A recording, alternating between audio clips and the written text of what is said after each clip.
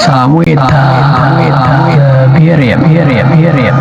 ደራሲና ተራኪ ተስፋሁን ጥላሁን ክፍል ሁለት ይቀጥላል። በማግስቱ ጠዋት 1 ሰዓት አካባቢ ከአዲስ አበባ ወደ ሆሳና ከተማ የሚወስደኝን መኪና መርጬ ገባሁ። የመኪናው ሾፌር ተሳፋሪው መሙላቱን ሲያረጋግጥ የመኪናውን ሞተር አስነስቶ ቁልቁል ገሰገሰ። አዲስ አበባ ከተማ ወጥተን ጥቂት ርቀት እንደተጓዝን አንዲት አነስተኛ ከተማ ደረስን። ወደ ጎን ስመለከት ከጎኔ የተቀመጠች ተሳፋሪ ጋር ፊት ለፊት ተፋጠጥን። በድንጋጤ አይኖችን ስብር አደረግኩና ይህች ከተማ ማነች? በማለት በተኮላተፈ አንደበት ጠየቅኳት። ከየት ነው የመጣህ? አለች። ልታወራኝ ስትቁነጠነጥ እንደቆየች ያሳብቅባታል። ከኢትዮጵያ አልኳት። ሁላችንም እኮ ከኢትዮጵያ ነው የመጣው። ኢትዮጵያ ውስጥ ተቀምጠህ ከኢትዮጵያ ነው የመጣሁት ትላለህ እንዴ? ሰማኸኝ ወንድሜ፣ ሁላችንም የምንጠራበት የጋራ ማንነት እንዳለ ሁሉ የግላችን መለያ ማንነት አለ። ሀገራዊ አንድነት የሚመጣው ሁሉም አንድ አይነት ቋንቋ፣ ባህል፣ ጎሳ፣ እምነትና ቀለም ሲኖረው ሳይሆን ሁሉም የያዘውን የራሱ የሆነ ማንነት ይዞ መገናኘት ሲችል ነው። አንዳንዶቹ ምስጢር ያልገባቸው አንድነት ሲባል ልዩነት የሌለበት መመሳሰል አሊያም በአንድ አቅጣጫ በአንድ ማንነት መኖር አድርገው ያስቡታል። አንተም ኢትዮጵያዊ ነኝ ስትል ይህንን አስበህ ከሆነ ተሳስተሃል። የራስህን ማንነት ሳትለቅ የኔውንም ማወቀውና ተዋውቀን ስንከባበር አንድ እንሆናለን አለችና እንደ መሽኮርመም ብላ ቀና ብላ ተመለከተችኝ። የሆነ አላውቂነት ስሜት ተሰማኝና እንደ ማፈር ብዬ ይቅርታ ከባህር ዳር ነው የመጣሁት፣ አማራ ነኝ ደፈር ለማለት እየሞከሩ። ታስታውቃለህ፣ ሆሳና ልትሄድ ነው? የት ነው የምትሰራው? አከታትላ ጠየቀችኝ። አይ ለመጀመሪያ ጊዜ ነው የሚሄደው። ብሔራዊ በጎ ፈቃደኛ ነኝ። በጣም ደስ ይላል። እኔም ብሔራዊ በጎ ፈቃደኛ ነኝ። ከስራ ቦታ ከሐረር ክልል ነው የመጣሁት። ተወልጄ ያደግኩት ግን ሆሳና ነው። የሀዲያ ብሔረሰብ አባል ነኝ። አይዞህ፣ ማህበረሰቡ እንግዳ አክባሪ፣ ደግና ሩህሩህ ነው። እኔም ለ1 ወር ፈቃድ ስለሆነ የመጣሁት አለማምድሃለሁ፣ ይመቻል አለች በፈገግታ እያየች። በንግግሯ ተደሰቱና ቤተኝነት ተሰማኝ። ስለ ሀገሩ ባህልና ወግ፣ ስለ በጎ ፈቃድ ስራ እያወራን ተቀጠልን። ከቀኑ 4 ሰዓት አካባቢ ቡታጅራ ከተማ ለምሳ ወርደን ተያይዘን ምግብ ቤት ገባን።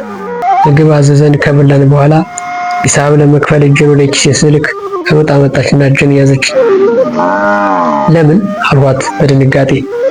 እንግዲህ አይከፍልም፣ እኔ ነኝ የምከፍለው አለችና ሂሳቡን ከፍላ ተሳፍረን ጉዟችን ቀጠልን። ቡታጅራን አልፈን ከገጠራማው አካባቢ ስንደርስ በአማራ አሰራር ጥበብ በተቀለሰ ጎጆ ቤቶች ተመስጬ ከጎጆዎች ጓሮ የተተከሉ የእንሰት ተክሎችን በትኩረት እየተመለከቱ ከልጅቱ ጋር አንድ ቃል ሳንለዋወጥ ሳላስበው ዋቻሞ ዩኒቨርሲቲ ደርሰን መኪናው ቆመ። በቃ ደህና ሁን፣ መልካም ነገር ይግጠምህ፣ ጊዜ ሲኖርህ በዚህ ስልክ ደውልልኝ፣ ዋቻሞ ስለደረስ ከሱ ጋር ወረድ አለች።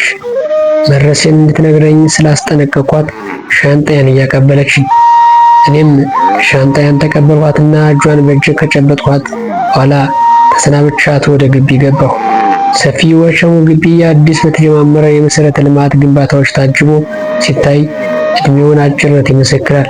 ከግቢ መሃል ከምዕራብ ወደ ምስራቅ በተዘረጋው የረጅሙ መንገድ ወዲያና ወዲህ የሚመላለሱ ጥቂት ተማሪዎች አውራቸው የጠፋባቸው የንብ መንጋ ይመስል ተበታትነው ይታያሉ። በጎነት ለአብሮነት ብሔራዊ በጎ ፈቃደኞች ስልጠና አስተባባሪዎች ተቀብለውን ከተመዘገብን በኋላ መኖሪያ ክፍል ተሰጥቶን በየክፍላችን ገብተን ተኛን።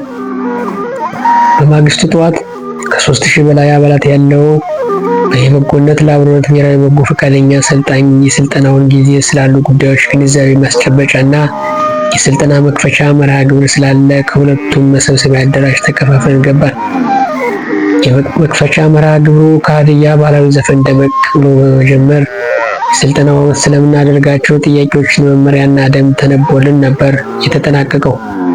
እንደተባለውም በማግስቱ ከሌሊቱ 11 ሰዓት ከ45 ጀምረን እስከ 1 ሰዓት የአካል ብቃት እንቅስቃሴ ካደረግን በኋላ 2 ሰዓት የሰንደቅ ዓላማ ስነ ስርዓት አክብረን 2 ሰዓት ተኩል ወደ ስልጠና ቦታ ገባን። ነሐሴ 18 ቀን ነበር ማይንድ ሴት የተሰኘ ስልጠና የተጀመረው። አጠር ብሎ ወፈር ያለ ቦርጫማ አሰልጣኝ አንድ እጁን ቦርጩ ላይ ጣል እንዳደረገ የሰው ልጅ አእምሮ የሚቀረጸው እንዳደገበት አካባቢና ማህበረሰብ አመለካከት ነው። ጥሩ ነገር እየሰማ ያደገ ልጅ ጥሩ ነገር ይዞ ያድጋል።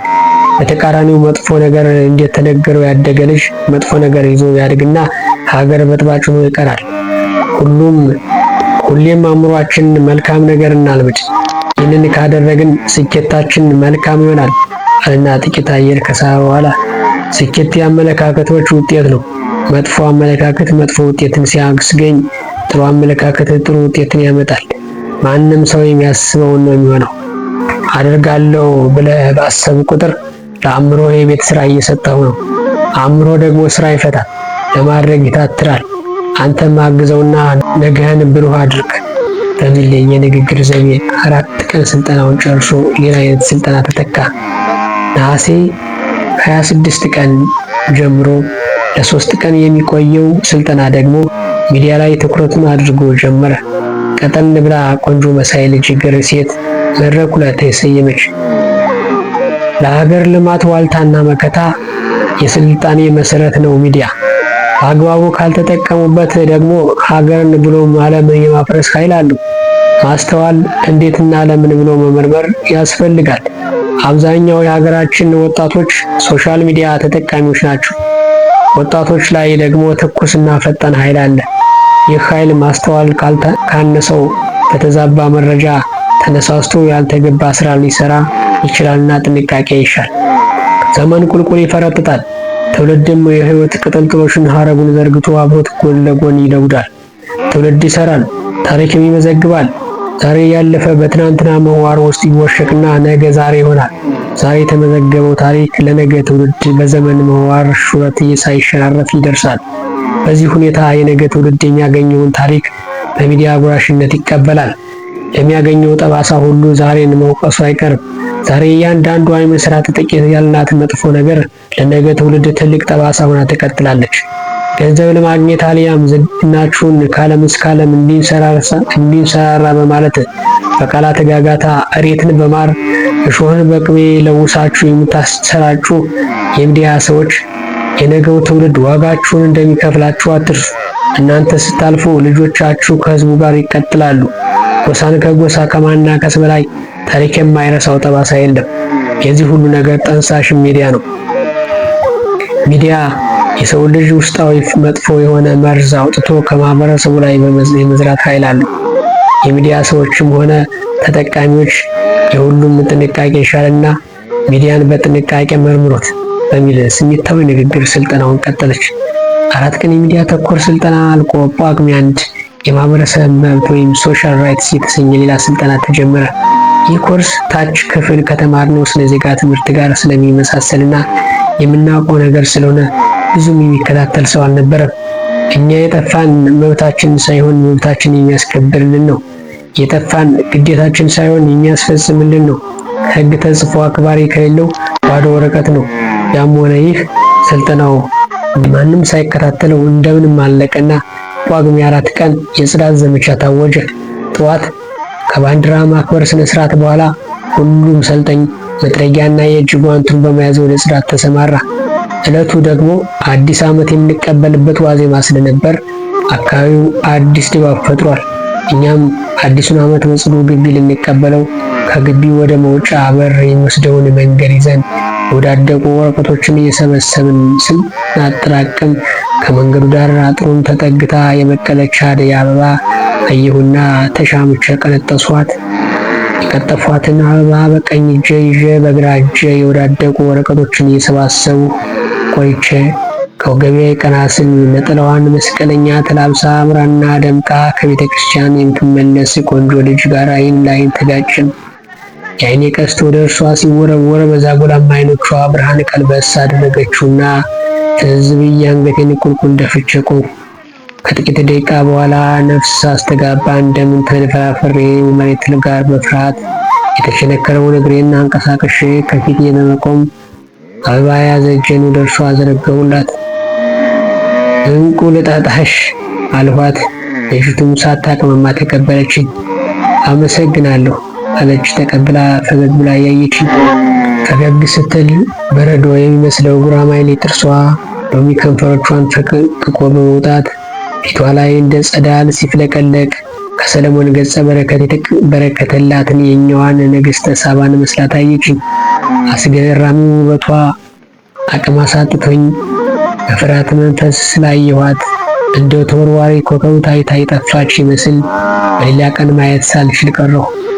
እንዴት እንዲህ ውስጤን በውበት የማረከች ሴት መልኳ ሊጠፋኝ ቻለ? ወይስ ከናካቴው ከግቢ ጠፋች? አላቅም። ጳጉሜ 5 ቀን እረፍት ነበር። ነገን አዲስ ብለን እንድንቀበል ያለፈውን ትናንት ብለን አሮጌነቱን ልንሰብክ በጥቁር መጋረጃ የተሸበበውን ቀን ሌሊት ብለን የነገዋን አዲስ ፀሐይ እየናፈቅን በየክፍላችን ገደም ብለናል። አልጋዬ ላይ ተኝቼ አንዴ ስለ ሚስጥራዊ ኮድ ሳንሰላስል ቆይና ታይታ ስለጠፋች ታምረኛዋ ቆንጆና ንግሥት አስባለሁ። ሁሉም ነገር ሚስጥር ሆኖብኝ አንዱን ሳነሳ አንዱን ስጥል ሌሊቱን አነጋሁት። ጠዋት ከምኝታ ተነስቼ ያችን ልጅ በወረቀት ላይ በስዕል ላስቀምጥ ሞከርኩ፣ ግን አልቻልኩም። የሞከርኩትን የተበላሸ ስዕል ሰረዝኩትና ሚስጥራዊ ኮዱን ደጋግሜ ጻፍኩት። ጃን 17 G16 ጃን 17 G16 ጃን 17 G16